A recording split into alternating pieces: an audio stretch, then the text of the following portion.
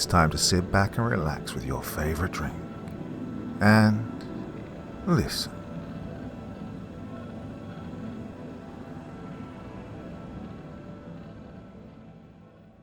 I found out why my dad never talked about his experience in the Vietnam War. By Paige Turner 627. Part 1. The past 2 years have been incredibly challenging. After my mum died, I moved back home to become the primary caretaker for my father, Dan, who is in the final stages of colon cancer. The responsibility has been incredibly taxing, both emotionally and physically, on me and my wife, Quinn. Watching someone you love slowly fade away is a heart-wrenching experience that words can hardly describe. Every day brings a new challenge, a fresh reminder of the inevitable. Yet in this twilight of his life, I found a strange comfort in our one-on-one conversations, these rare moments of tranquility amidst the storm. Dad grew up in a small village in central Vietnam, and his stories often whisk me away to those simpler times. He speaks of his childhood with a sparkle in his eyes, narrating tales of mischievous adventures and youthful dreams. I hear about his journey to America, a leap into the unknown, fueled by hope and resilience. These stories, light-hearted and warm, have been my solace, a gentle reminder of the man he once was. As I prepared his chemo, meticulously adjusting the doses and equipment, Dad's gaze fixed on me with a seriousness that halted my movements. "Spencer," he said in a voice barely above a whisper, "I have to tell you something." His eyes, usually filled with warmth, held a flicker of something unrecognizable. Was it fear? Or perhaps regret? As I adjusted the pillows behind him, making him as comfortable as I could, I took his weathered hand in mine. The room was quiet, save for the gentle hum of the machines keeping him company. My heart pounded with a mix of apprehension and eagerness. "Bah, whatever it is, I'm here," I said softly, encouraging him to share his hidden tale. "There's something I've never told anyone, not even your mother," he began, his voice steady but distant. "It's about what I witnessed during the war." I sat there, stunned. My father had always been a closed book when it came to his time as a South Vietnamese soldier during the Vietnam War. Whenever my siblings and I dared to broach the subject, he'd shut us down immediately, sometimes with a stern look, other times with a sharp word. Are you sure, Ba?" I asked hesitantly. He nodded slowly, his gaze fixed on a point beyond the walls of the room. "Yes, it's time you knew." He took a deep breath, as if gathering the strength to delve into memories long buried. The following is a direct translation from Vietnamese to English of my dad's account of his experience, with his permission. As I carefully position the claymore mine, the jungle around me feels both suffocating and oddly comforting. I've become a shadow in these dense woods, with skills honed from too many battles fought and too many lives lost.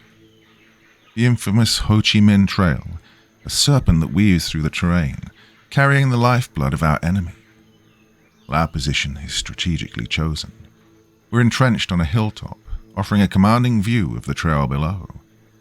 It's a defensible spot, with natural barriers on 3 sides. Our mission is simple: eliminate any commie bastards daring to tread this path. The rest of my platoon of rangers, dispersed in strategic cover, are setting traps of their own. The air is thick with anticipation and the heavy scent of wet earth. The jungle, dense and unforgiving, seems to absorb our every breath, every heartbeat. We're not just soldiers, we're brothers in arms, each carrying a burden of loss and vengeance that weighs heavily on our souls. The Viet Cong, faceless enemies in the shadows, had taken more than territory. They'd stolen pieces of our lives, leaving gaping wounds that would never heal. In the hushed whispers around the campfire, we don't just share rations, we share stories of our loved ones. Lieutenant Tuan talks about his little brother, a bright-eyed boy who wanted to be a teacher, now lying in an unmarked grave.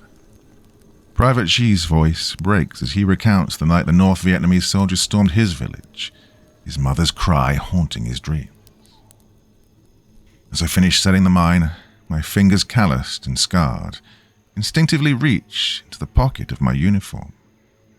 I pull out a photo, worn from too many days, tucked close to my heart. It's a family photo, one of the few keepsakes I have from a life that now seems a world away. My eyes linger on one face in particular, Hiep, my older brother.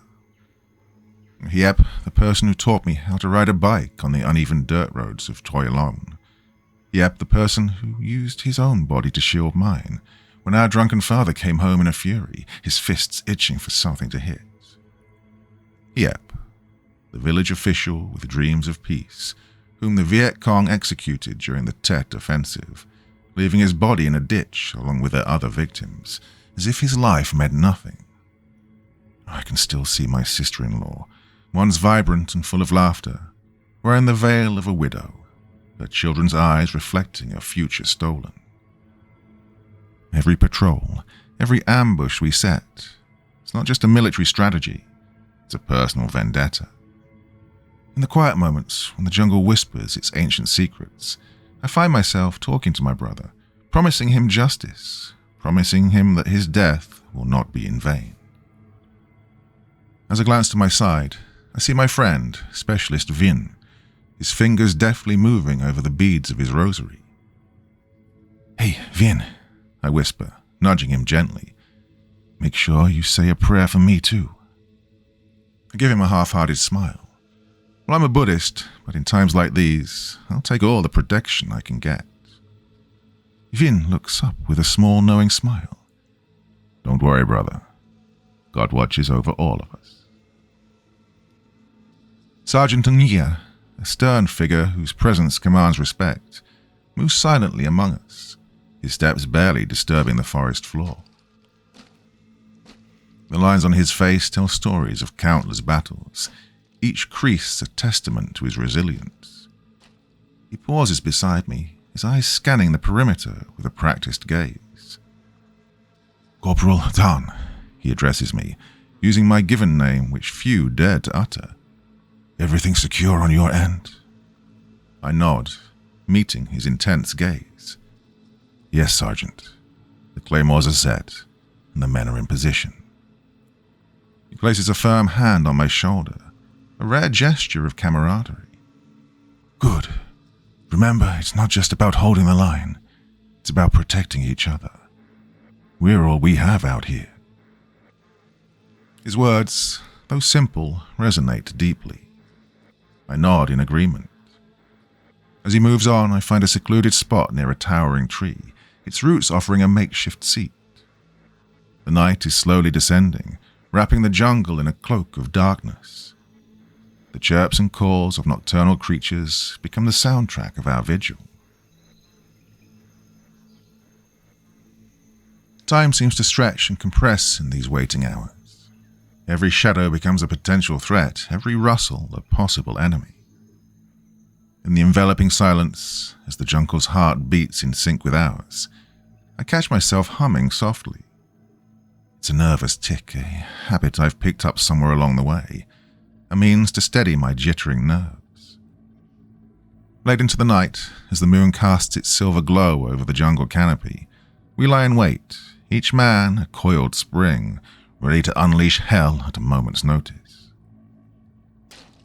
In the dense underbrush, I hear the faintest sound of footsteps, muffled but unmistakable. The enemy is near, their hushed whispers barely audible over the heartbeat thumping in my ears. My grip tightens around the detonator wired to the claymores.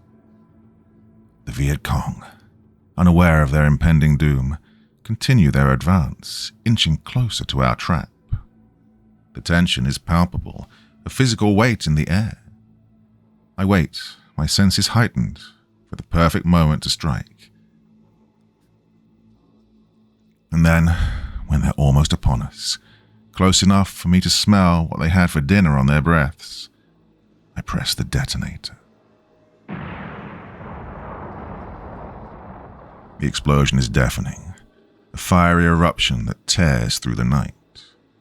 The claymore unleashes its deadly force, obliterating a group of Viet Cong unfortunate enough to be in its direct path. Shrapnel flies through the air, marking the beginning of our ambush. A spray of blood and viscera from the explosion showers down upon us, a sensory overload that's both nauseating and invigorating. I shoulder my M16, its familiar weight a cold comfort in my hands, and fire into the shadows. Every burst of gunfire is a desperate attempt to fend off the encroaching horror, to protect the men beside me. The muzzle flash of our weapons cuts through the darkness, revealing glimpses of the enemy. Shadows darting between trees, faces contorted in fear and rage. The Viet Cong, caught off guard by the ferocity of our assault, scramble to find cover. Their return fire is sporadic, disorganized, the panic evident in their ranks. We press our advantage, relentless and unforgiving. I keep firing, the recoil of my rifle jarring against my shoulder. Amidst the cacophony, the shouts of my comrades blend with the cries of the wounded and dying. Sergeant Ng Ye's voice cuts through the din, a steady command urging us to hold our ground, to keep the pressure. And we do, with a ferocity that borders on the primal. The enemy, realizing the futility of their position, begins to retreat. Their retreat is not orderly. It's a desperate scramble for survival, indicative of the chaos we've inflicted upon them. We do not let up, pursuing them with our gunfire, forcing them deeper into the dark embrace of the jungle. Quickly turns into a rout. Or so we think. As the last of the gunfire dies down, a heavy silence descends upon the forest. The aftermath is a grim sight, the ground littered with bodies of both friends and foes, but mostly foes. The smell of death permeates the air. In the eerie calm that follows our ambush, we quickly begin tending to the wounded, our hands slick with blood and soil. My heart races, adrenaline and fear mingling in my veins. I can still sense it in the air, the sharp electric tang of impending doom. It's an almost palpable shift in the atmosphere, like a noose tightening around our collective necks. Lieutenant Duan, sensing it too, barks out an order to our radio operator, Private First Class Huang. His voice, laced with urgency, cuts through the bedlam. "Call in air support, now!" Huang's voice is calm but urgent, his fingers gripping the radio handset like a lifeline. "Tango 3 to Falcon Base. Heavy enemy engagement. Requesting immediate close air support at Grid Bravo As Huang relays the coordinates, his voice suddenly cuts off. The sniper's bullet pierces through his helmet with a sickening thud. He slumps forward, his lifeless body still clutching the radio.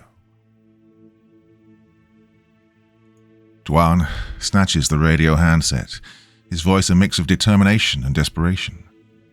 "Falcon Base, this is Tango 3.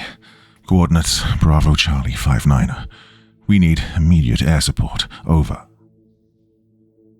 The words barely leave his mouth when another bullet strikes Duan squarely in the chest, a clean shot that sends him reeling backward. The handset falls from his grip as he collapses. There's a crackling response from the radio, the voice on the other end distant but clear. "Tango 3, Falcon Base copies. Air support is en route. Hang tight, over." Suddenly, without warning, more bullets whistle through the trees, an invisible death raining from all sides. In the midst of the chaos, Sergeant Ng Ye swiftly assumes command. "Corporal Dan, fire a flare," he shouts. Without hesitation, I reach for the flare gun. I aim skyward with a deep breath and pull the trigger. The flare bursts into the night sky, a beacon of bright red against the dark canopy, casting an eerie glow over the battlefield. The sudden illumination reveals a sight that causes my heart to sink. Before us, stretching across the forest floor, is what appears to be an entire battalion of Viet Cong soldiers.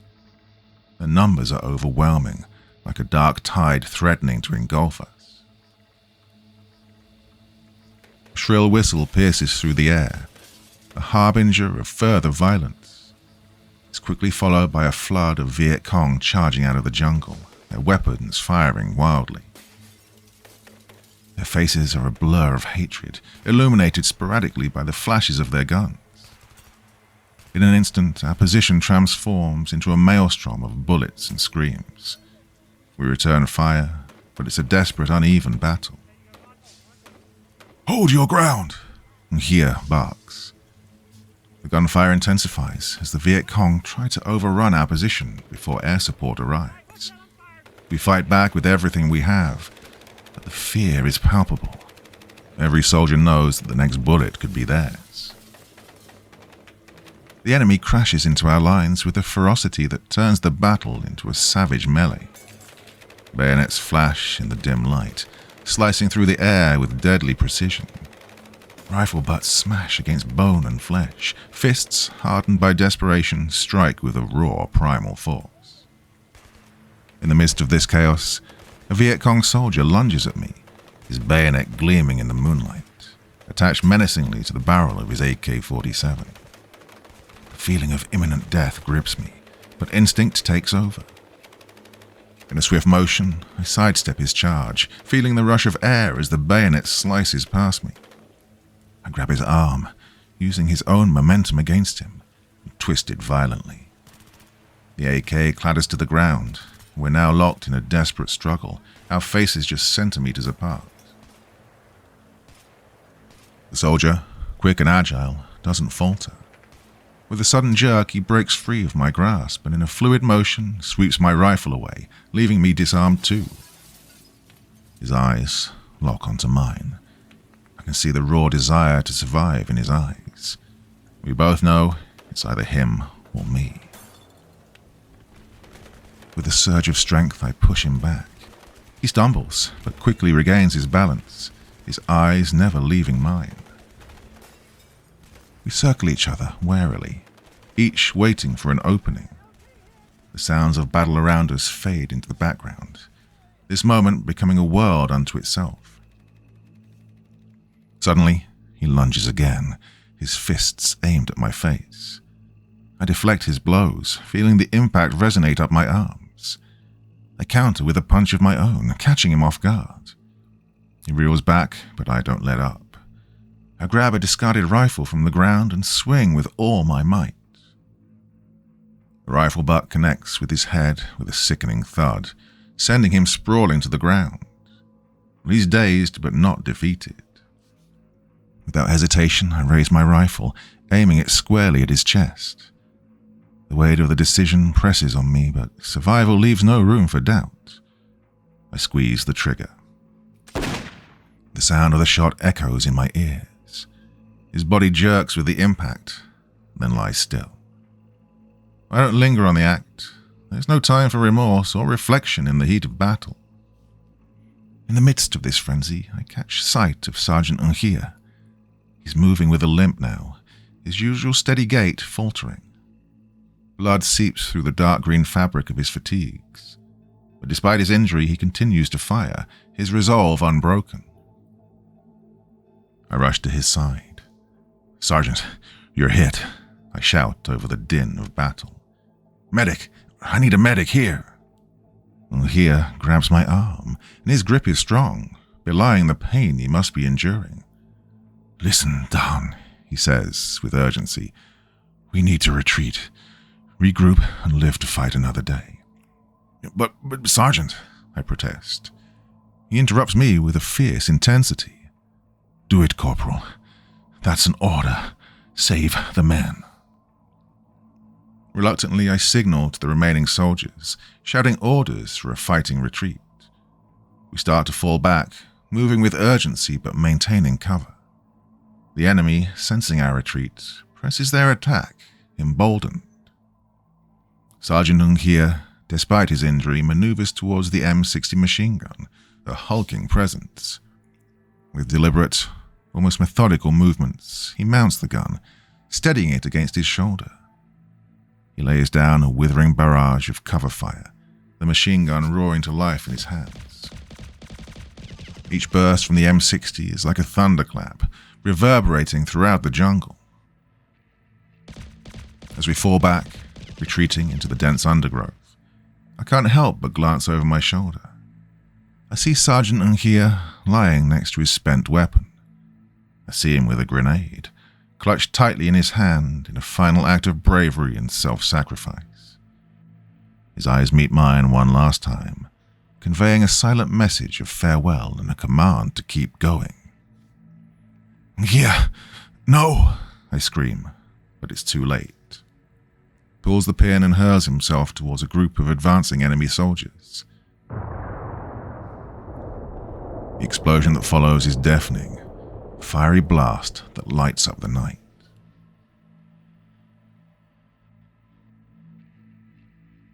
As we retreat, the air suddenly trembles with the ominous whistle of incoming mortars.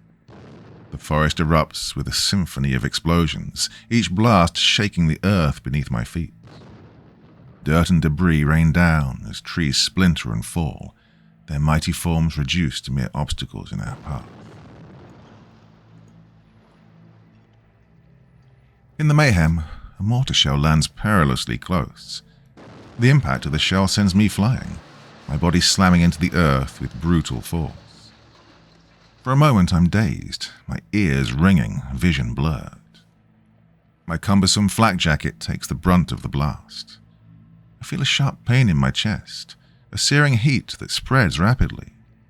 Instinctively, I reach for the source of the pain and find a jagged piece of shrapnel embedded in the jacket. It's mere millimeters from my heart. Crawling on all fours, I desperately search for any sign of my platoon, but the smoky haze renders everything indistinct, shapes and shadows merging into an unrecognizable blur. The realization hits hard. I'm separated from my unit, alone in this hellscape.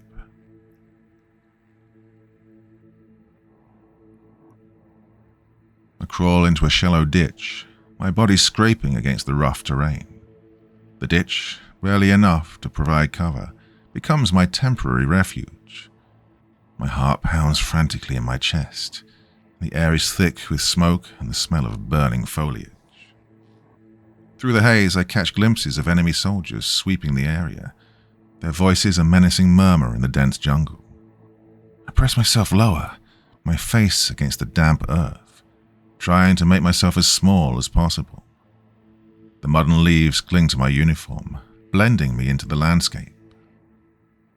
The fear of capture, of falling into enemy hands, is overwhelming.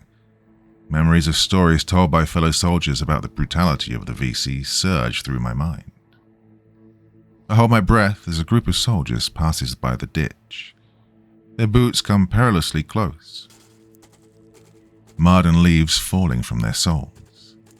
I can hear their heavy breathing, the rustle of their uniforms, the clinking of their weapons. One of them pauses, and for a moment I fear he's spotted me. But then a distant sound catches his attention. The faint but unmistakable roar of jet engines crescendos through the jungle, pulling my pursuer's gaze skyward. The soldiers around my hiding spot suddenly become agitated, their focus shifting from the ground search to the skies above. The sound grows louder, more distinct, a herald of impending doom. I risk a glance upwards and see a squadron of A4 Skyhawks streaking across the sky, their sleek forms cutting through the clouds.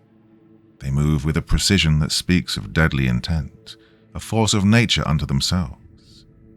Only the Americans fly A4s. The VC soldiers, now fully aware of the impending danger, scatter in a frenzied attempt to evade the aerial assault. The jungle canopy shudders under the thunderous roar of the Skyhawks. Suspended for a fleeting moment, the world seems to hold its breath. Then, with a precision born of countless sorties, the aircraft release their payload. The objects, canister-like in shape, descend with a grim inevitability, their trajectory marking a path towards the heart of the enemy's position.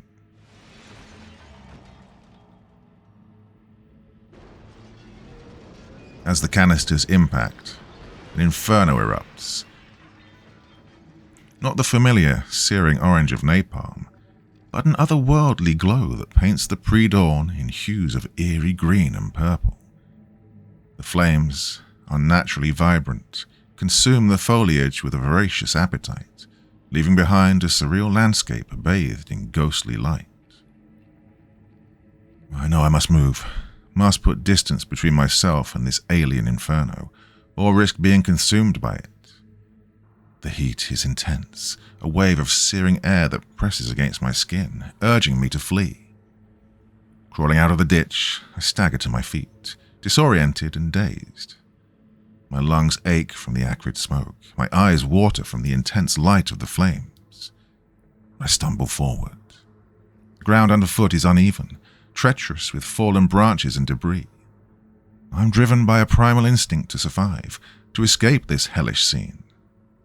The fire seems to chase me, its fingers of flame licking at my heels. As the first light of dawn begins to filter through the smoke-filled sky, I keep moving, my legs pushing forward on sheer instinct. Emerging into a clearing, I pause for a moment to catch my breath. I scan the surroundings, searching for any signs of my comrades, any indication of where to head next.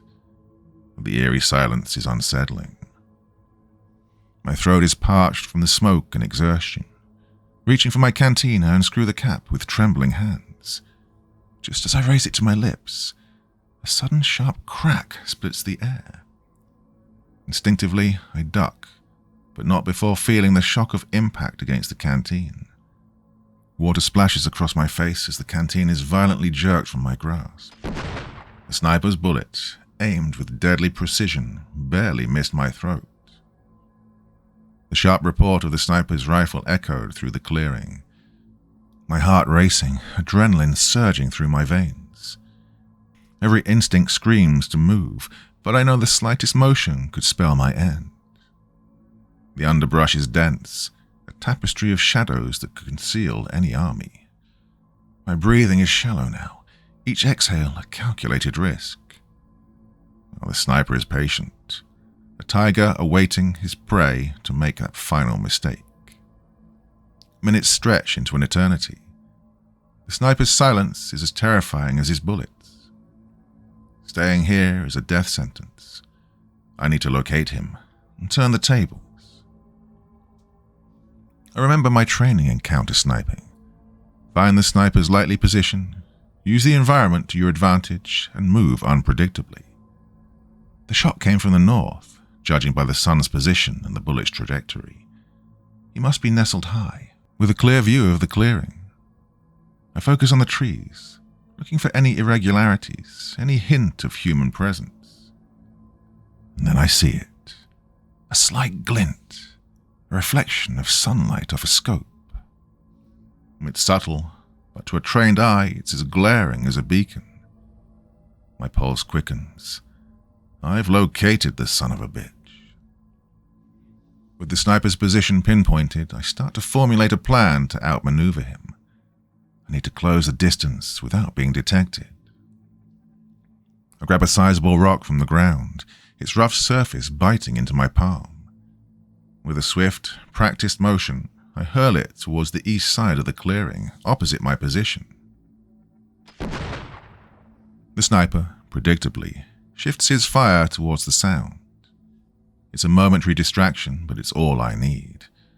I seize the opportunity, bolting towards the dense thicket on my left. Each step is deliberate, calculated to avoid snapping twigs or rustling leaves. The sun is now high, casting deep shadows that I use to mask my movements. I keep my eyes fixed on the spot where I saw the glint, using it as a guide.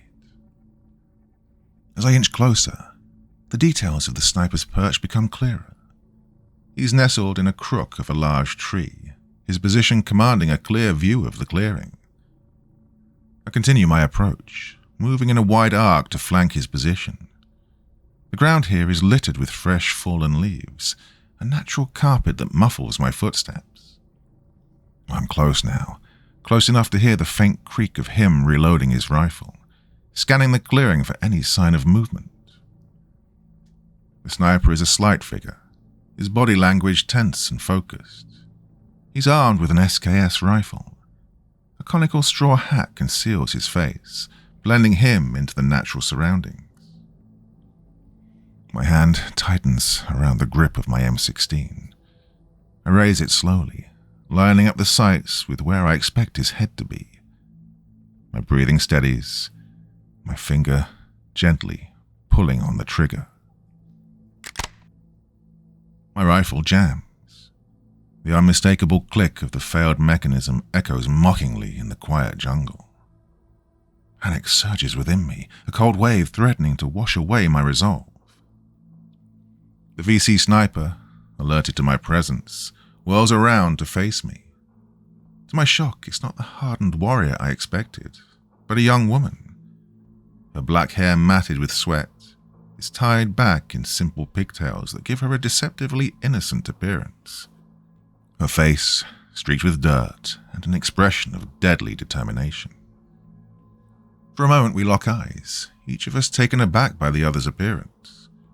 Her dark brown eyes, wide with surprise, quickly harden into a steely resolve. Taking advantage of my hesitation, she discards her empty rifle and lunges at me with a machete, the blade glinting menacingly in the sunlight. "Die, imperialist dog," she spits. I react instinctively, sidestepping her initial strike, but the momentum of her attack brings us crashing together. Our struggle is fierce, a tangle of limbs and weapons. The machete slices through the air, narrowly missing my face. Our bodies collide with a force that knocks the breath from my lungs.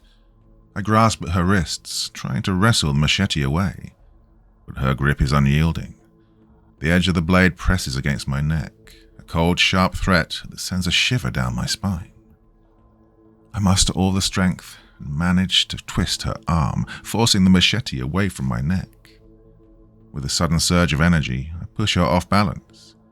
She stumbles backward, and I seize the opportunity, tackling her to the ground. I try to pin her down, covering her mouth with my hand in a desperate attempt to prevent her from making any noise that might alert her comrades. But she's relentless, her survival instincts as sharp as her blade. She sinks her teeth into my fingers, the pain searing and immediate. I wince, feeling the warmth of my own blood trickle down my skin. Her teeth sink deeper, and the sharp pain forces me to release her. She scrambles to her feet. The machete is still clutched tightly in her hand, its blade smeared with my blood. My arm throbs with pain, blood soaking through the sleeve of my fatigues. The sounds of approaching footsteps break through the chaos of our struggle. I can't tell if it's friend or foe. As the VC sniper raises her machete for another deadly strike, her eyes suddenly widen in abject horror, fixated on something directly behind me. The bloodlust in her eyes gives way to unmistakable terror, halting her mid-swing. She stands frozen, her body tensed as if ready to flee. "Oh my God," she manages to utter, her face pale. "Comrade Pong?" I dare not turn to look, fearing any movement might reignite her attack, but the expression on her face tells me all I need to know. Something behind me poses a greater threat than our desperate struggle. I slowly pivot, keeping one wary eye on the sniper as I turn to face the new threat. Standing mere meters away is a figure so grotesque, so otherworldly, that my mind struggles to comprehend it. It's humanoid, but his skin is blistered and peeling, like the flesh of someone who's been consumed by fire and somehow survived. The remnants of a North Vietnamese uniform cling to its twisted form, the fabric melding into the charred skin. Another figure emerges from the jungle, equally monstrous. Its face is a nightmarish mask, swollen and deformed, with eyes that no longer resemble anything human. I noticed the gold crucifix hanging from its neck. It belonged to my friend, Vin, now reduced to this unholy mockery of a man. One by one, more of these gruesome beings step into the clearing. Their movements are jerky, unnatural, as if their bodies are rebelling against the very act of motion. The air fills with a stench so foul it clings to the back of my throat, a mix of decay and burnt flesh. The beings close in, their movements unnerving in their disjointed nature. Their mouths snap open and closed with a deformed eagerness. Foam gathers at the corners of their lips, dripping down in sickening trails. The sound of their teeth snapping together is a macabre rhythm, echoing ominously in the clearing. As the figures surround us, the sniper and I are inexorably pushed back to back, our previous struggle forgotten in the face of this unimaginable horror. Part 2. The figure that was once Vin inches closer, his grotesque face a mask of unrecognizable torment. Despite his disfigurement, I think I can still see traces of the man he used to be. In a desperate attempt, I speak, hoping some part of my friend still lingers within this monstrous shell. "Vin, it's me, Dan," I shout, desperation lacing my voice. "Remember, brother, we fought together in Hue." But the words fall on deaf ears, or perhaps ears that can no longer comprehend. Vin tilts his head, a mimicry of curiosity, but his gaze remains hollow, soulless. He lunges at me. I barely dodge his grasp, feeling the heat of his breath, a fetid gust that smells of death and decay. Vin barrels into the sniper, who's visibly caught off guard. The collision sends her tumbling to the ground, her machete clattering away into the underbrush. Vin's blistered body presses down on her with a ravenous intent. I scramble for my M16, my fingers working frantically to clear the jam. My heart pounds against my chest, each second stretching into an eternity. Finally, with a satisfying click, the mechanism frees and the rifle is ready. I raise the rifle, aiming at the nightmarish figures converging around us. The first shot rings out, the sound sharp and clear in the dense jungle. The bullet strikes one of the things in the chest, but to my horror, it barely falters. Its body jerks with the impact, yet it continues its advance. I fire again and again, but it's like shooting into a nightmare that refuses to end. The bullets tear through its charred flesh, creating gaping wounds that ooze a thick, dark substance. And yet it keeps moving, driven by an unfathomable will. I switch the fire selector to full auto. My rifle bucks in my hands as I unleash a torrent of bullets. The creature staggers under the barrage. Rounds rip through its mangled body, each hit a burst of dark, viscous fluid. And finally, the creature collapses to the ground, its form writhing in an unnatural, spasmodic dance. The others, undeterred by the fate of their kin, continue their relentless advance. The magazine clicks empty. Reloading swiftly, I unleash another hail of bullets, creating a temporary corridor through the encroaching swarm. The horde, though seemingly impervious to pain, are momentarily staggered by the force of the gunfire, providing me with a fleeting chance to break free. As I make my escape, the desperate cries of the sniper, still entangled in a horrific struggle with the creature that was once Vin, reach my ears. The instinct to survive screams within me to leave her to her fate. She is, after all, the enemy. But as I glance back, seeing the terror in her eyes, a different instinct takes over. No one, not even the Viet Cong, deserves such a gruesome end. Gritting my teeth, I double back, picking up the machete she'd dropped in her struggle. The weapon feels crude, but an effective weapon.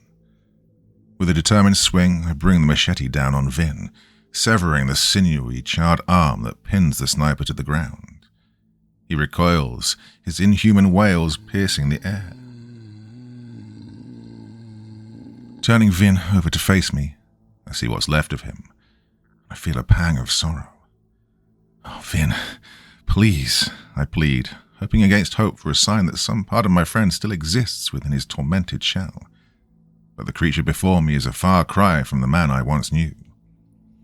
Go with God, brother, I whisper with tears in my eyes. With a heavy heart, I bring the machete down with all my might. The blade cleaves through Vin's neck, an act of mercy to end his tortured existence. As I turn back to the sniper, I instantly regret ever showing her any kindness. She's regained her footing, her SKS rifle now trained directly at my head. Her expression is a mix of fear, defiance, and something that looks like regret. Even after saving her life, she still sees me as the enemy. I brace myself for the inevitable. But then, in a split second, she shifts her aim slightly, and before I can process what's happening, she pulls the trigger. The bullet whizzes past my ear, striking something behind me. I spin around, following the trajectory of her shot, and there on the ground lies the one she called Comrade Pong. He's squirming on the floor, a bullet hole perfectly centered between his eyes.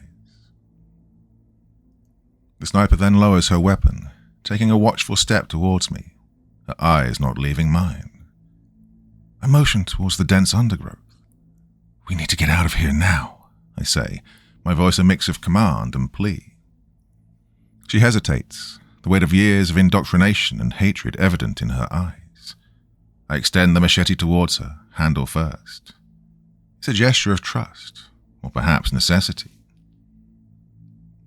After a tense moment, her fingers wrap around the handle. Let's go, she declares. As we prepare to leave the clearing, I can't help but pause at Vin's body. His head, nearly severed, still snaps in a reflexive motion. Steadying my trembling hands, I reach out to the crucifix dangling from his neck. I gently yank the chain, breaking it free. I can at least return that to his parents. They deserve something to remember him by. As the other unnatural beings shamble closer, the sniper's urgent voice cuts through my panic. This way, she says, pointing towards a seemingly unremarkable spot amidst the dense greenery. With no time to think, I follow her, the moans of the undead fallen echoing in our wake. We push through the underbrush, the jungle closing in around us like a living entity. We arrive at a small clearing, obscured by a tangle of vines and foliage. The sniper quickly kneels, brushing aside leaves and dirt to reveal a hidden entrance, the mouth of a tunnel. My heart skips a beat. The Viet Cong use complex tunnel networks to launch surprise attacks and disappear without a trace. Memories of being a tunnel rat on search and destroy missions flash through my mind. Those missions were a dangerous game of cat and mouse, navigating the claustrophobic confines of the tunnels, never knowing what lay around the next bend.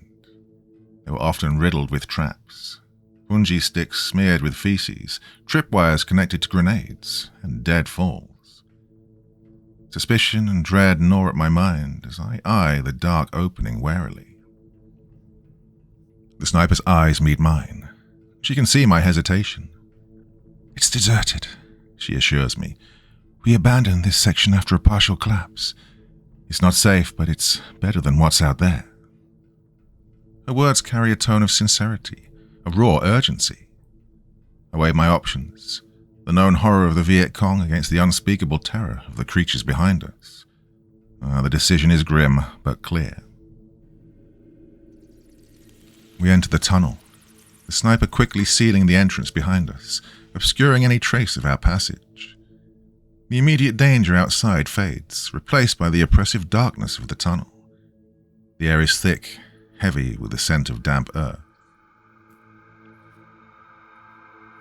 I flick on my flashlight, its beam cutting through the pitch black, revealing a narrow, earthen corridor. My M16 feels cumbersome in the cramped space. Every sense is heightened, my eyes straining to catch any movement, my ears tuned to the slightest sound. The sniper moves ahead of me, her movements confident yet cautious. She knows these passages like the back of her hand. The silence is suffocating, broken only by our soft footsteps and the distant, muffled sounds of the ongoing chaos above. The walls of the tunnel seemed to close in around us, the earthy smell becoming more pronounced with each step. "Watch your step," she whispers, pointing to a barely visible tripwire stretched across the path. Her warning comes just in time, my feet hovering centimeters from the lethal trap. I nod my thanks, carefully stepping over the wire.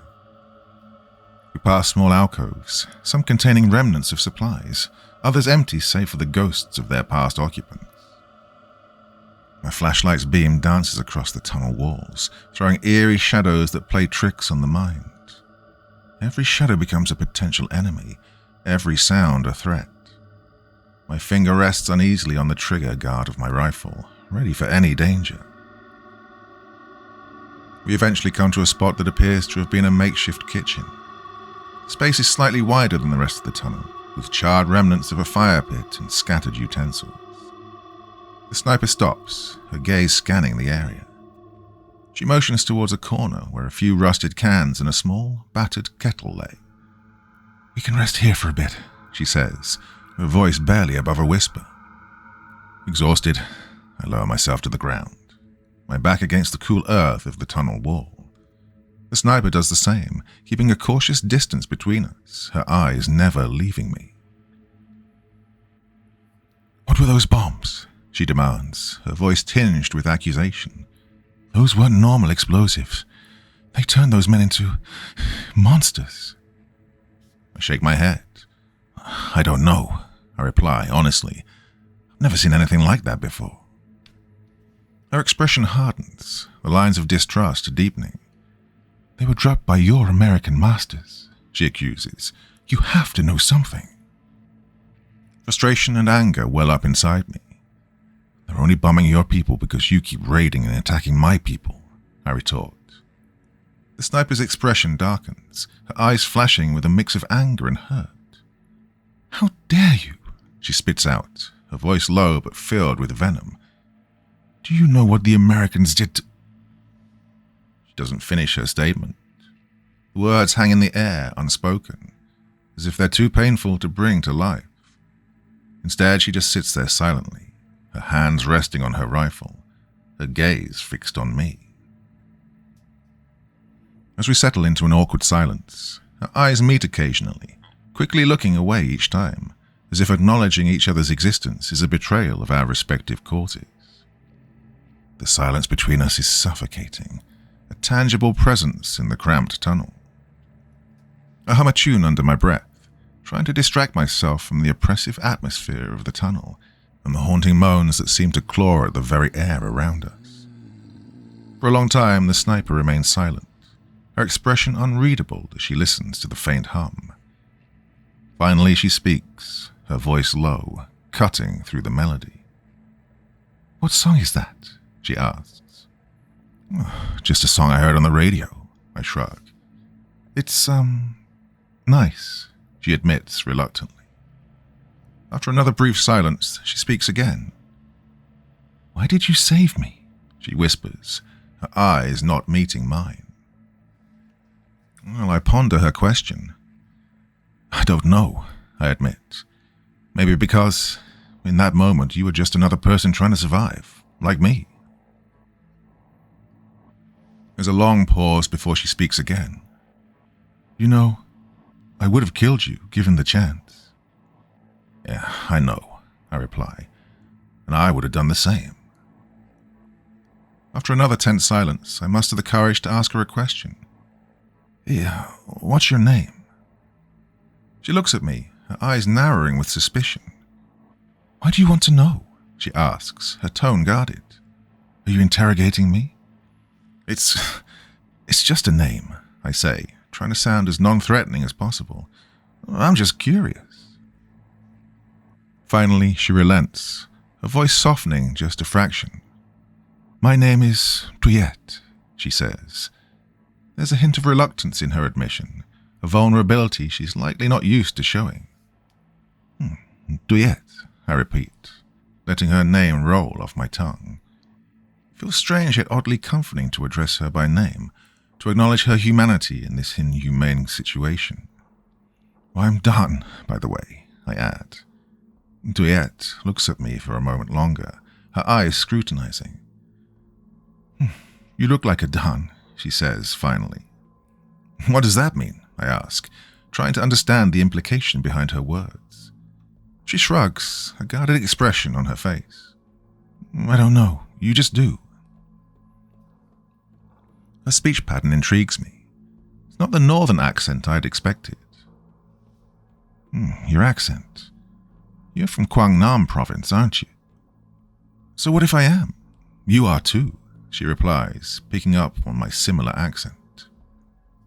I'm tempted to ask her where her village is, to delve deeper into the unexpected connection between us. But I stop myself. I know too well the risks involved in sharing such information. Knowing where someone is from in times like these could put loved ones at risk for reprisals. Driven by necessity, we begin to form an uneasy alliance. Our conversation is sparse, limited to the essentials of survival. As we share rations, a mix of my MREs and her rice cakes, there's a begrudging acknowledgement of our shared humanity. We talk in hushed tones, exchanging information about the tunnel layout and the possible whereabouts of our respective units. Our dialogue is cautious, each of us careful not to reveal too much. As we reach for the same rice cake, our hands accidentally brush against each other. She recoils swiftly, as if stung, and I see a faint blush of color in her cheeks in the dim light of my flashlight. For a fleeting second, our eyes meet. Despite the grime and fatigue that marks her features, there's an undeniable beauty there. Her eyes, dark and deep, hold a resilience that's both haunting and captivating. Oh, sorry, I mutter.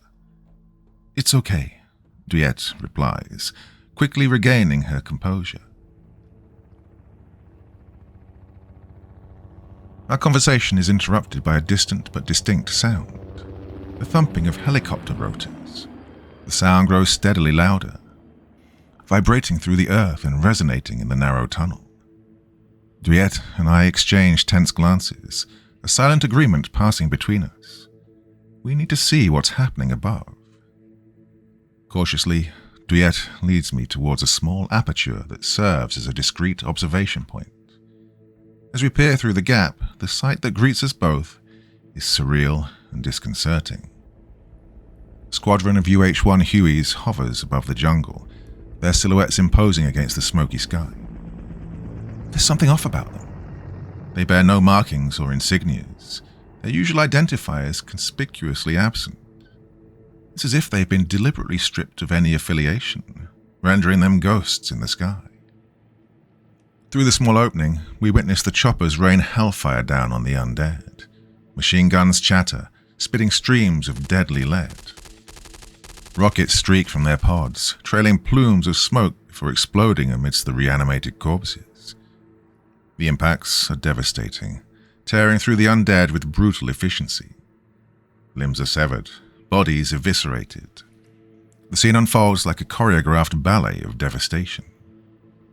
In the eerie calm that follows the assault, the acrid scent of burnt flesh and vegetation hangs heavy in the air. The sounds of destruction subside, replaced by a haunting stillness that blankets the area.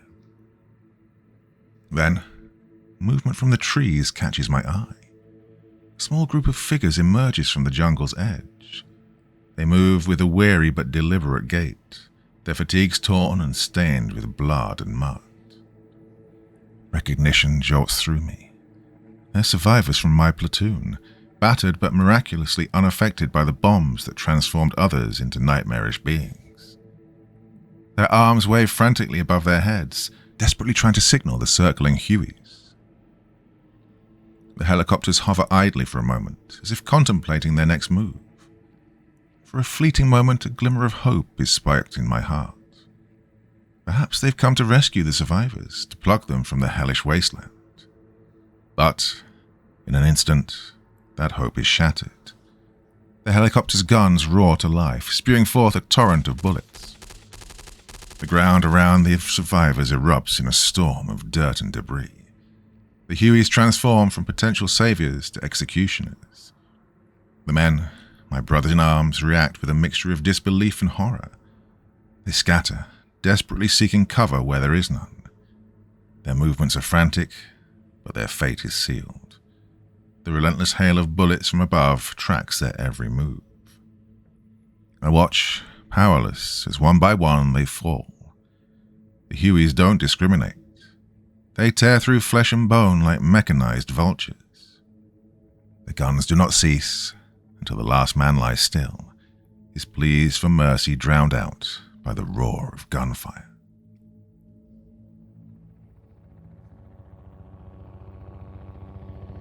Part 3. As the Hueys begin to descend, leaving behind a scene of merciless carnage, Tuyet's gaze fixes on one helicopter veering off in a different direction. A look of sheer terror washes over her face. "It's heading towards my village," she whispers, her voice laced with panic. My blood runs cold at the implications. After witnessing the ruthless execution of my platoon, the prospect of that helicopter reaching her village is horrifying. The rules of war seem to have been abandoned. Tuyet's hands clench into fists, her knuckles whitening under the strain. For a fleeting moment, her hardened facade cracks, revealing a vulnerability that I hadn't seen before. "My family," she breathes, her voice barely audible. "I have to get to them." With a sense of urgency that words can't describe, she leads the way through the tunnel. I follow close behind, my mind racing with the implications of what's unfolding above us. As we move, Tuyet explains in hushed, anxious tones about a hidden tunnel entrance in her village, used as an emergency escape route during bombings. "It's well concealed," she says. "We've used it to evacuate civilians during air raids." "Be careful," she warns. "The section is unstable and there could be traps that haven't been disarmed." I nod, my senses heightened to the potential dangers lurking in the shadows. As we progress, the tunnel begins to narrow, the walls closing in until we're forced to move in single file. Suddenly, Tuyet freezes, her body tensing. I stop abruptly, sensing the shift in her demeanor. She signals for silence, her hand raised in a warning gesture. In the silence, a soft, sinister hissing becomes audible. It's rhythmic, almost hypnotic. It seems to resonate from the very walls of the tunnel. The hissing grows louder, a serenade that prickles the skin. Tuyet recoils, backing into me. I peer over her shoulder and my blood runs cold. Emerging from the murky shadows, a monstrous sight unfolds before us. A two-headed viper, hideously mutated, its scales glistening with a sickly sheen under the flashlight's beam. Each head, larger than a man's, sways menacingly, forked tongues flickering in the stale air, its eyes beady and unblinking. We press our backs against the damp tunnel walls, our breaths shallow, trying to make ourselves as small and inconspicuous as possible. The conjoined creature hasn't seen us yet. I can feel Tuyet's hand gripping mine, her fingernails digging into my palm with fear. Every instinct screams at me to flee, but I know movement would be fatal. In this tense standoff, a drop of sweat trickles down my forehead, stinging my eye. I blink hard, trying to maintain focus. The sudden involuntary twitch of my eyelid causes the drop to fall to the ground with an almost imperceptible sound. But to the viper, it's a clarion call. Both heads snap towards the sound, their eyes narrowing, their bodies coiling in anticipation. The viper pounces on us, its dual head striking with terrifying precision, jaws unhinging to reveal rows of dripping fangs. Tuyet and I dive in opposite directions, narrowly avoiding the venomous fangs. The creature's body, thick and sinewy, coils and twists with an unnatural agility. The viper's assault is relentless, a deadly blur of scales and venom. I scramble to my feet, my rifle in hand. Firing in these tight quarters is a dangerous gamble, but it's our only chance. I aim at the creature, but the confines of the tunnel make it nearly impossible to get a clear shot. The serpent moves with a chilling speed, its body twisting and undulating in the dim light. Every time I think I have a clear shot, it contorts, evading the barrel of my gun. As the creature lurches at us again, I notice something crucial. The two heads, although attached to the same body, are not in sync.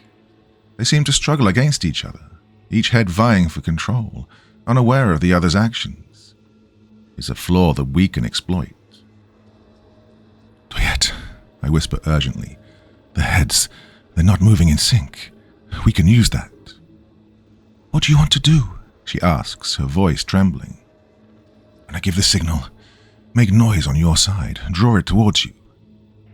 She looks at me, her eyes wide with fear and disbelief. You're insane. Trust me, I say, formulating a risky plan in my mind. We can turn one against the other.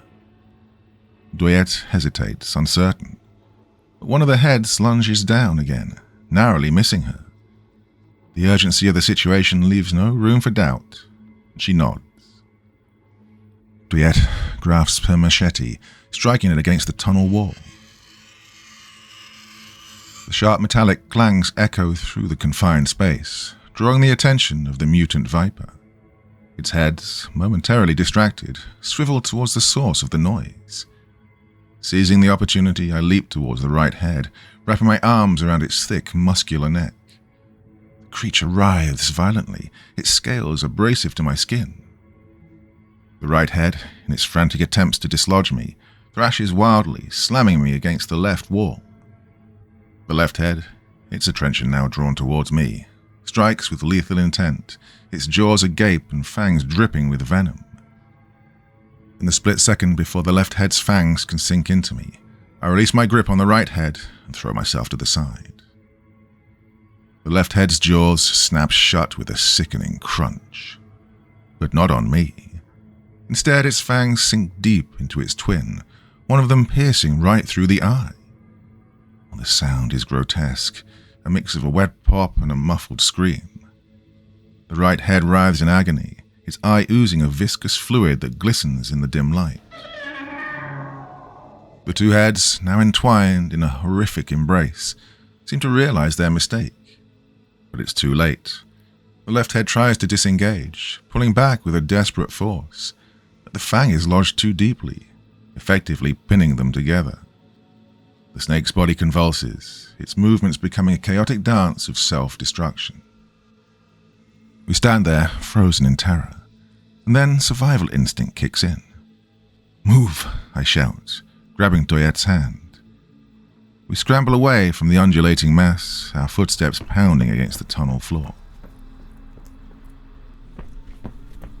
As Tuyet leads me down the twisting passage, the tunnel gradually slopes upward, signaling our approach to the surface. The air grows fresher, less stifling, a small mercy in this claustrophobic underworld. Finally, we reach an end. Tuyet pushes aside a wooden panel disguised as part of the floor, revealing the dim interior of a small structure. We emerge into a rice storage hut, the musty smells of grains mingling with the earthy scent of the tunnel. The hut is cramped, filled with sacks of rice and agricultural tools. We barely have a moment to catch our breath before the ground beneath us starts to tremble. A low, thunderous rumbling fills the air, growing louder and more intense with each passing second.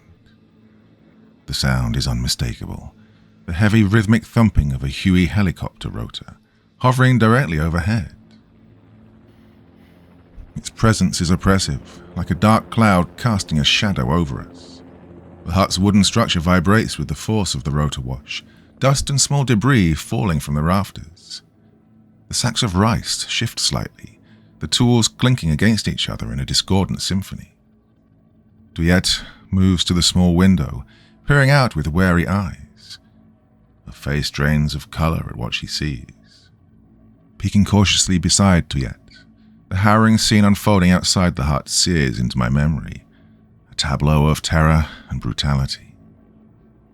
The helicopter, a menacing behemoth, looms over the village like a predatory bird. Below, figures move with ruthless efficiency. Soldiers, but unlike any I've seen before. They're dressed like American commandos, but their uniforms are stripped of any unit insignia or flags, rendering them ghosts, devoid of identity or allegiance. The soldiers herd the villagers into the center of the hamlet with a cold, methodical precision. The villagers, faces etched with fear and confusion, stumble and fall as they're pushed and prodded like cattle. The cries of children, the wails of mothers, the pleas of elders, all merge as they huddle together in fear. The soldiers tower over them, shouting orders in broken Vietnamese, their words laced with curses and impatience. One woman, clutching a wailing infant to her chest, stumbles in her haste. The soldier hoists her over his shoulder, while she kicks and screams, her cries muffled against the camouflaged fabric of his uniform, her infant clutched tightly in her arms. An elderly man, his back bent with age, falls to his knees, his breath ragged with exhaustion. A boot to his back sends him sprawling to the ground, his frail body crumpling under the assault. No mercy is shown, no compassion given. One particular figure strides confidently through the chaos. He stands taller than the other soldiers, an air of authority emanating from him. This man, clad in the same unmarked fatigues, wears mirror sunglasses that reflect the terror around him. A yellow bandana conceals his face. His men step aside, making a path for him as he approaches the center of the commotion. They address him with a tone of respect tinged with fear. "Major Wolf," one of the soldiers reports. Wolf stops and surveys the scene with a calculated gaze, his hands clasped behind his back. He turns to the soldier who'd spoken. "Report, Sergeant," he commands, his voice firm and devoid of emotion. "Sir, the villagers claim they don't know anything about Project Grim Harvest.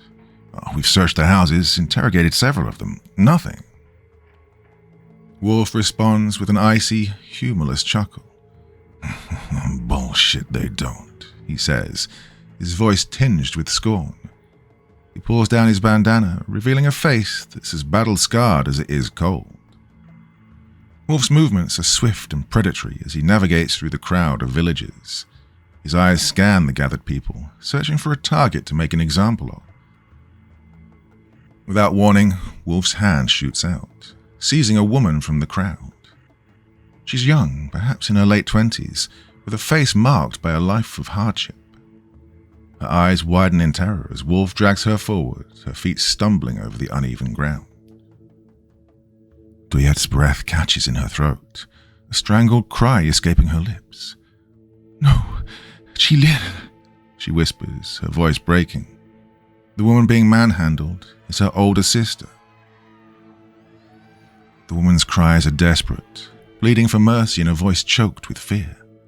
Please don't, she begs. But Wolf's grip only tightens, his fingers digging into her arm. With a violent jerk, he throws her to the ground. The impact is brutal, her body landing with a sickening thud. Dust billows around her as she struggles to rise, her face contorted in pain. From the terrified crowd, a small child breaks free, a little girl no more than 5 years old. Her hair is in disarray, her tiny feet bare against the dirt. With trees streaming down her face, she runs towards the woman. "Mayoi!" "Mommy," she cries, her voice piercing the tense silence. As the child reaches her mother, wrapping her small arms around her, Wolf grabs the girl by the back of her shirt collar. He lifts her up, her legs kicking in a futile attempt to break free. Lynn screams, a raw primal sound that cuts through the air. "That's May," Tuyet cries. Wolf's hand moves to his side, drawing an M1911 pistol. The gun gleams coldly in the sunlight as he presses it against May's temple. The girl's eyes are wide with uncomprehending fear, her sobs choked and quiet. "Where are you hiding them?" Wolf barks in heavily accented Vietnamese. "Speak, or the girl dies." Lynn, her body trembling, stammers in response. "Please, I don't know what you're talking about. Please, don't hurt her." The major cocks his pistol. "I won't ask again. Where are they?" Tuyet, watching helplessly, whispers through gritted teeth. "We have to do something, Tan. That's my niece. We can't let him." I agree with her sentiments, but what can we do? We are two against many. Thought of intervening is a dangerous one, a likely suicide mission. Yet doing nothing feels like an even greater crime. As the tension in the village square reaches a feverish peak, an elderly villager steps forward. His gait is unsteady, his back bent with age, but his eyes burn with a defiant fire. "Take me instead," he says, his voice raspy but firm. "Let the child go." The major turns to face the old man, his smirk a cruel twist of lips. For a moment there's a flicker of emotion in his eyes, as if he finds the offer amusing, a brief interlude in his reign of terror. Then, without a word, he raises his pistol towards the man and fires. The old man collapses, a crimson stain spreading across his shirt.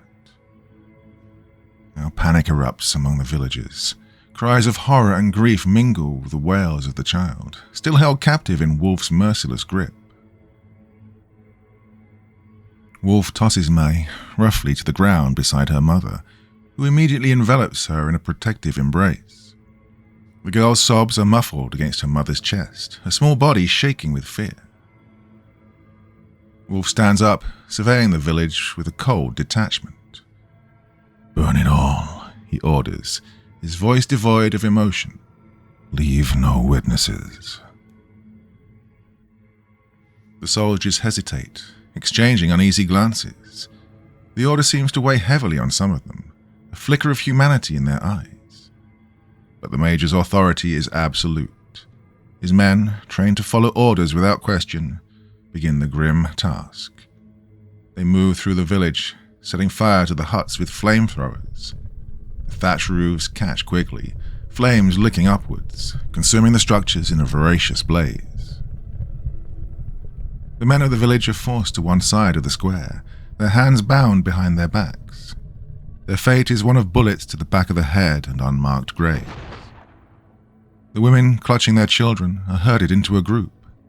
We can see some of the soldiers forcing themselves on the terrified women. They hold them down, their rough hands tearing at their clothes, while others watch and laugh. Hearing her niece's cries, Tuyet's instinct to protect her family surges to the forefront. She lurches towards the door, her every muscle tense to spring into action. I grab her arm, pulling her back with all my strength. "Tuyet, no, you'll be killed." She struggles against my hold, her eyes wild with desperation.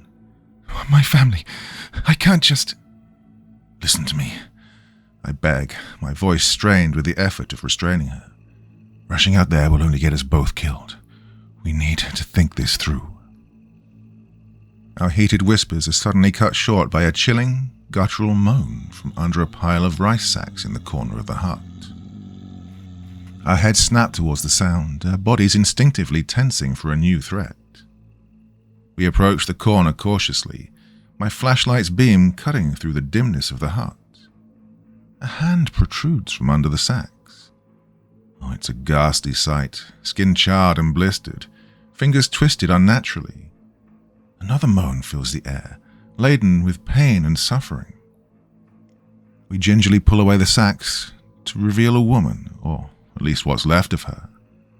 Her body is a horrific patchwork of burns and blistering skin, her features barely recognizable.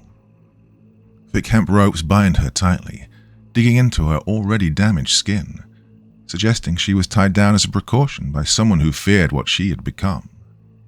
Her mouth, a gash of torn flesh and broken teeth, snaps open and closed with savage ferocity. Saliva and blood mix, dripping down her chin in a grotesque parody of humanity. Tuyet gasps, her face pale with shock. That's Mrs. Dow, the village seamstress," she utters, her voice trembling. "Mrs. Dow," she whispers, reaching out her hand, but I grab Tuyet's arm, stopping her. "Don't," I warn, my voice tense. "She's not the person you knew anymore." Tuyet's eyes fill with tears, but she nods, understanding the harsh reality of our situation. As we stand there, grappling with the grim transformation of Mrs. Dow, a sudden violent commotion erupts outside. The wooden door to the hut shudders under a series of heavy blows. The wood creaks and groans under the assault, splinters flying as the door begins to buckle. "Clear the area. Breach on my go," a voice commands.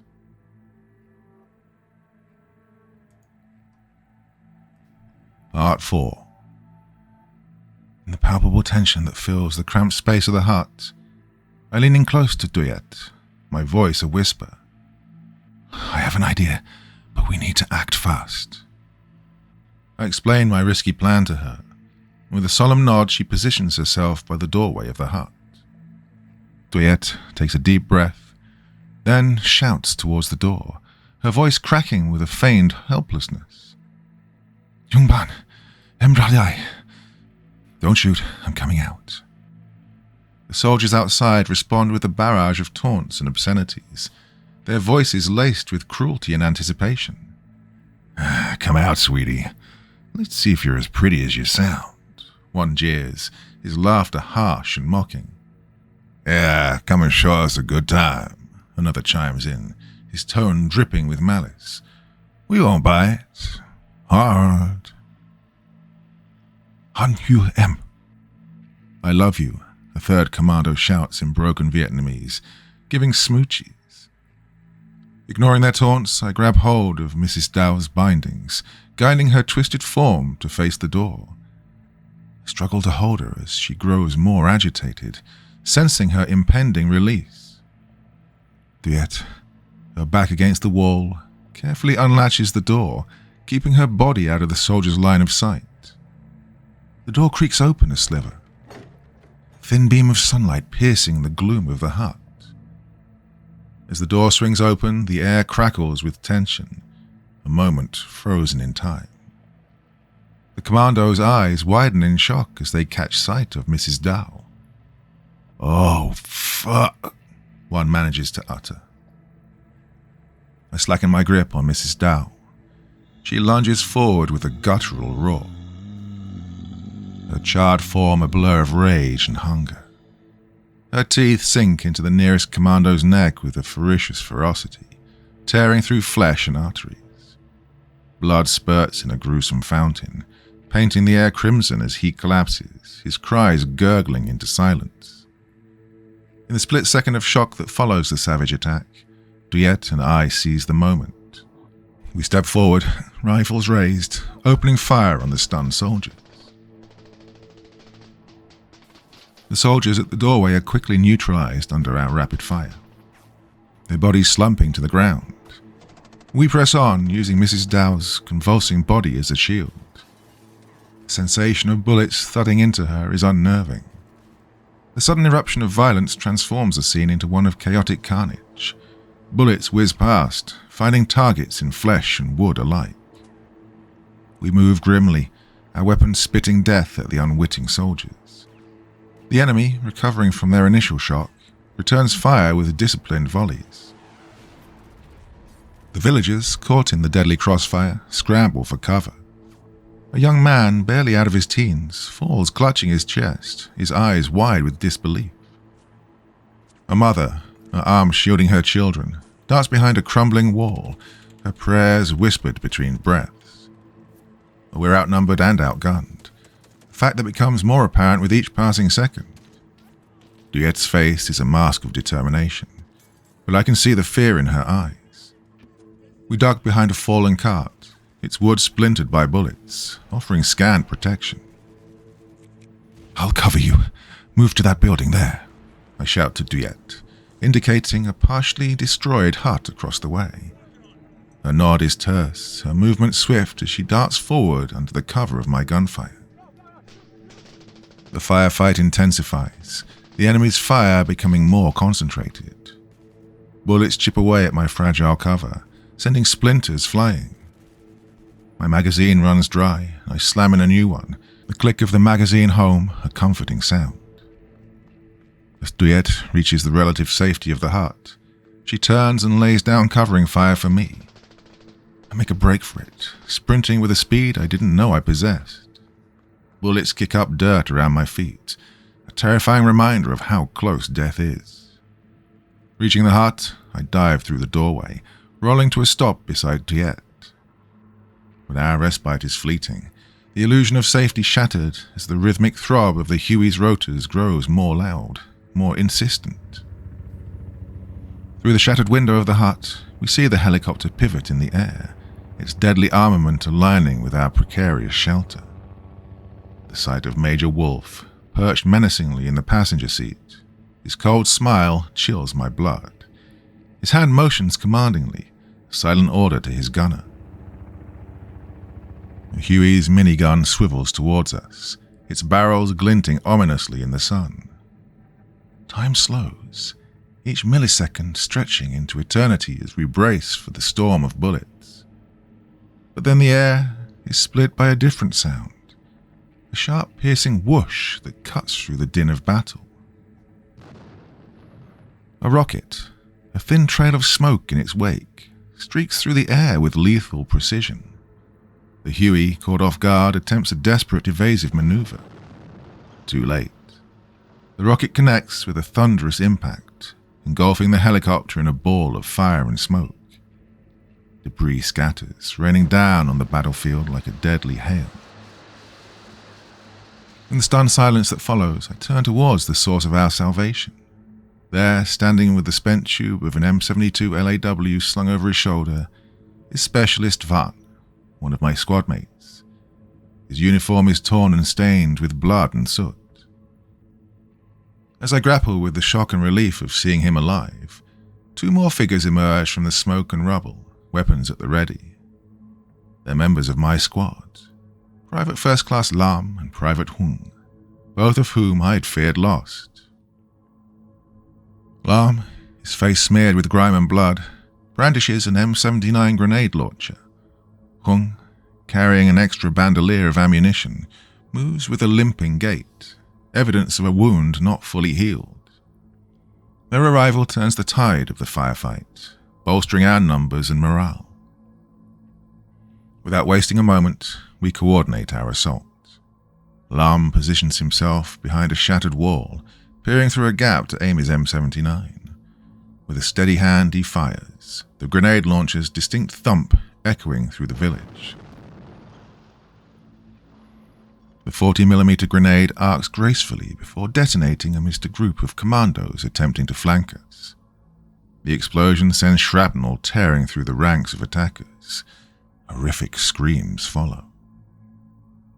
The battlefield becomes a blur of motion and violence. Hung unleashes a torrent of gunfire from his M60, the belt-fed rounds chattering rapidly as he breaks down a blanket of suppressing fire. The commandos, caught in the open, scramble for cover behind a fallen water buffalo, its massive body a grotesque shield against our onslaught. Bullets tear through the decaying flesh, sending tufts of fur and a spray of gore into the air. I signal to the others, our eyes meeting with a shared understanding. We split, moving in a coordinated effort to encircle the commandos. As we advance, Lam takes point on one flank, moving with a silent grace. He spots a commando attempting to reposition. The enemy soldier, unaware of Lam's approach, is caught off guard as Lam closes the distance between them. The confrontation is sudden and brutal. Lam confronts the commando at close range. The commando, surprised, tries to bring his weapon to bear, but it's too late. Lam's Remington shotgun soars with a deafening blast. The soldier is hit square in the chest, the impact throwing him backward, his life extinguished before he hits the ground. Lam doesn't pause to watch. He's already moving, scanning for the next threat. As Tuyet and I inch closer, the sound of our adversary's panicked whispers reaches our ears. They huddled behind the buffalo's corpse, unaware of our approach, their attention focused on the direction of Lam's last known position. We communicate with a series of hand signals, a silent agreement to converge on the enemy from opposite sides. Tuyet nods, her eyes locked on mine for a moment, a shared resolve between us. She circles to the left, moving with a predator's stealth, her SKS cradled in her arms. I take the right flank, my steps deliberate, avoiding the debris that litters the ground. The scent of blood and decay is overwhelming as I draw closer to the buffalo, his bloated body a grim barrier. Reaching the edge of the makeshift cover, I pause, listening. The commando's ragged breathing is audible now. I glance towards Tuyet, finding her position. She's ready, her presence barely noticeable in the chaos around us. Tuyet edges closer, her movements a silent whisper. The commandos, too focused on their immediate front, fail to notice her approach. With the precision of a seasoned hunter, she aligns her sights on one, his head barely peeking above their dubious cover. In a heartbeat, her finger tightens on the trigger of her rifle. A shot rings out. The commando's head snaps back, his body going limp as he slumps to the ground, a life extinguished in the blink of an eye. The remaining commando, sensing the tide turning against him, makes a desperate move. He stands abruptly, revealing his last, despicable card. Tuyet's niece, Mai, clutched in his arms, used as a human shield. The child's tears streak through the dirt on her face, her sobs piercing the post-battle silence. "Get the fuck back," the commando barks. "And Tuyet," Mai cries. Tuyet freezes, her rifle lowering slightly. "Don't worry, baby," she calls out gently to Mai. "Everything's going to be okay." Her eyes are fixed on the girl, her posture softened by the instinct to protect the innocent. The commando's desperate grip on the child only tightens, his eyes darting wildly, searching for an escape that doesn't exist. At that moment, everything slows down. The American's back is turned to me, his focus entirely on Tuyet and Mai. It's now or never. I inch forward, my movements barely a whisper. The commando's CAR-15 shakes in his grip, betraying his fear and desperation. As I draw near, his voice cracks. "I'll do it. I swear I'll..." Tuyet keeps her rifle lowered, her hands spread in a gesture of surrender, her eyes locked on Mai, offering silent reassurance. She's playing her role perfectly, giving our opponent a false sense of security. I'm close now, close enough to hear the ragged edge of fear in the commando's breath, to see the sweat bead on his brow, the tremble of his hold. The final steps I take are the quietest. With a surge of adrenaline, I swing the rifle down with all my might. The butt of the rifle connects with the commando's skull with a sickening crack, a sound that echoes sharply in the sudden silence. The force of the blow sends him stumbling forward, releasing his grip on the girl. The commando collapses to the ground, motionless, a crumpled heap of fabric and flesh. Without hesitation, I kick his weapon away, sending the CAR-15 skittering across the dirt, far out of his reach. My own rifle remains trained on him, the barrel unwavering. Mai, freed from her captor's grasp, runs to Tuyet, who sweeps her up in her arms, her eyes wide with relief and fear. Tuyet looks at me, her eyes filled with gratitude. The girl clings to her, her small body shaking with sobs. "You're okay, baby. I've got you," she whispers to the child. In the aftermath, the stillness is shattered by the sound of boots crunching on debris. From the smoke, the survivors of my platoon emerge, their weapons trained on Tuyet, the trembling child in her arms. "Drop the gun now. Step away from the kid," Lam barks, his shotgun aimed scarily at Tuyet's head. Tuyet, her resolve hardening, sets the child gently on the ground behind her and turns to face the soldiers, her posture defiant. Her rifle, though lowered, remains in her grip.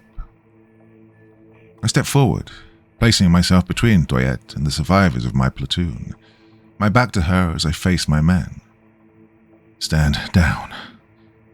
My voice is firm, leaving no room for argument. "That's an order." Their guns waver but don't lower. suspicion etched deep in their faces. Van's eyes narrow, his grip on his rifle tightening. Bitch is fucking VC.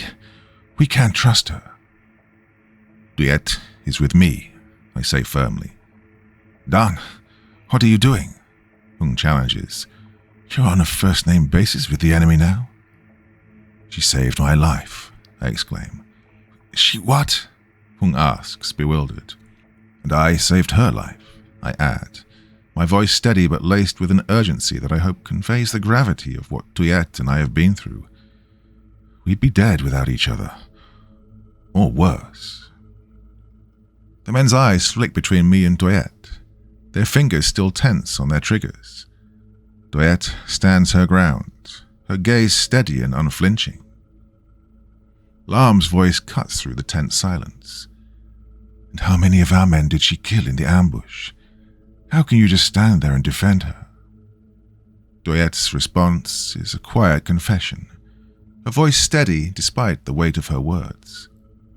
Yes, I fought against you. You were the enemy, she admits, her eyes never leaving Lamb's. But the threat we face now, it doesn't care about sides. It's killing everyone, soldiers and civilians alike. Hung, the youngest member of my squad, his face smeared with dirt and streaked with sweat, looks from me to Tuyết and back again. His rifle, previously aimed with unwavering intent, lowers fractionally. If Corporal Tan vouches for you, he says, his voice betraying a flicker of uncertainty, then that's good enough for me. I can see Lamb's resolve wavering. I meet Lamb's eyes, my expression earnest. Look around you, Lam. This isn't about North versus South anymore. What we're facing, it's something else entirely.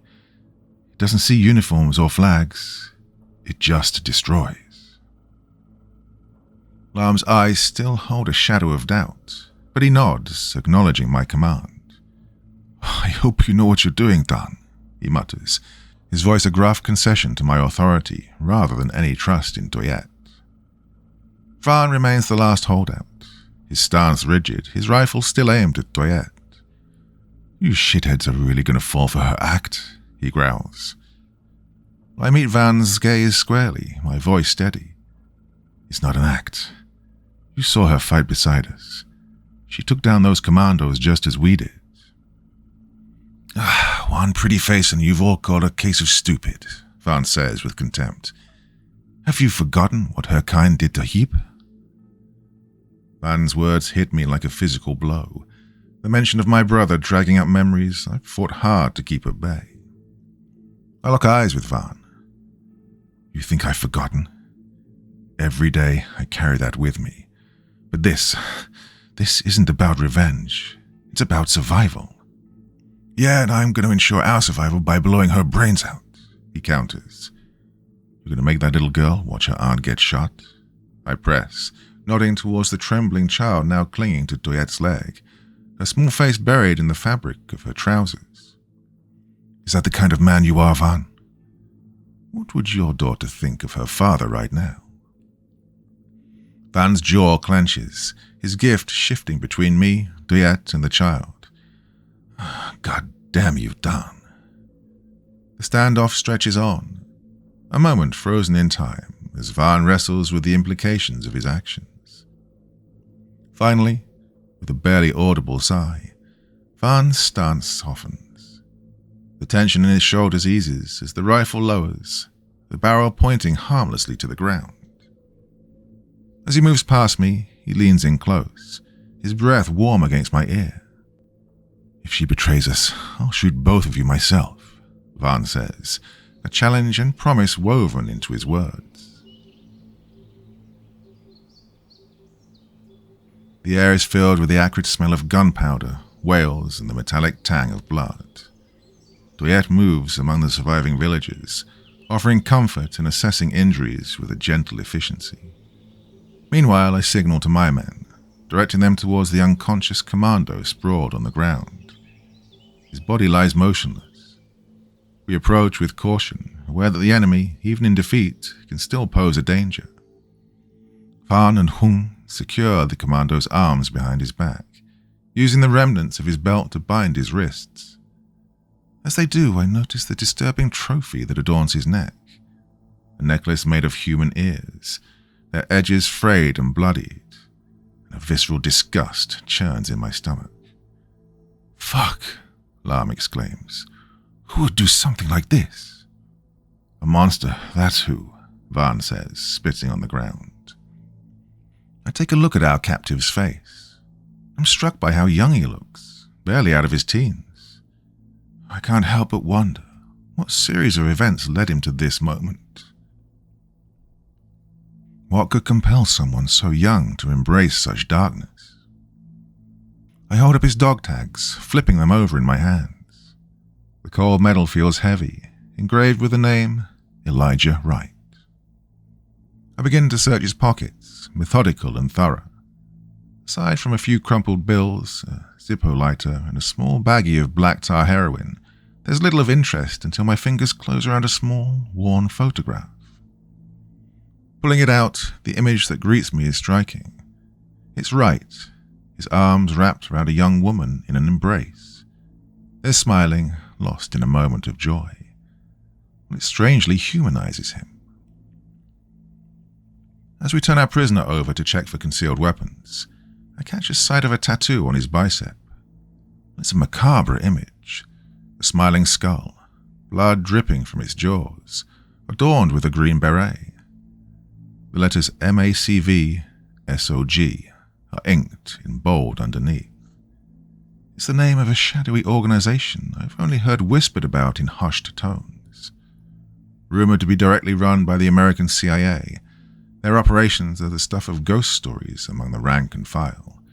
Missions deep into enemy territory, assassination squads, psychological warfare that knows no bounds. The brutality and heartlessness of their actions are nightmare fuel, even among those of us accustomed to the horrors of war. Staring at the tattoo, the realization dawns on us. This young man isn't just any soldier. He's part of something far more sinister. An operative trained to sow terror and death without remorse.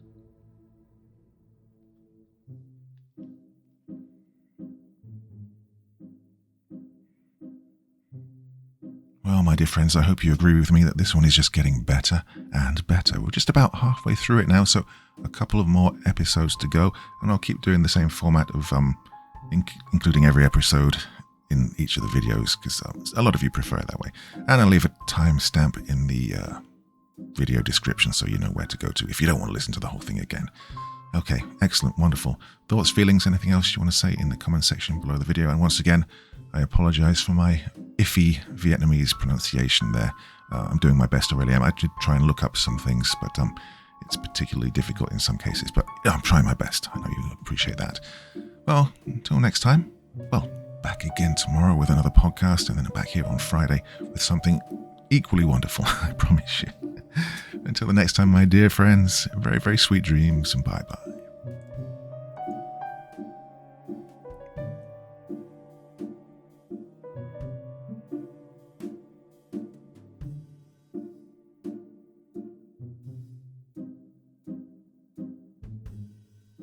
Thank you so much for taking the time to listen to this story today. It really means a lot to me and to the author of the story, of course. Well, if you want to know more about me, I'm pretty much everywhere on social media. You can find me on Facebook, Twitter, Instagram. You can download my music on SoundCloud. I've got a Patreon if you feel like. Throw me $1 or $2. Very much appreciated. And of course, on Reddit, I have a place where you can leave stories if you want me to read one that you've written. Well, hoping to see you all again very soon. Till then, sweet dreams, and bye-bye.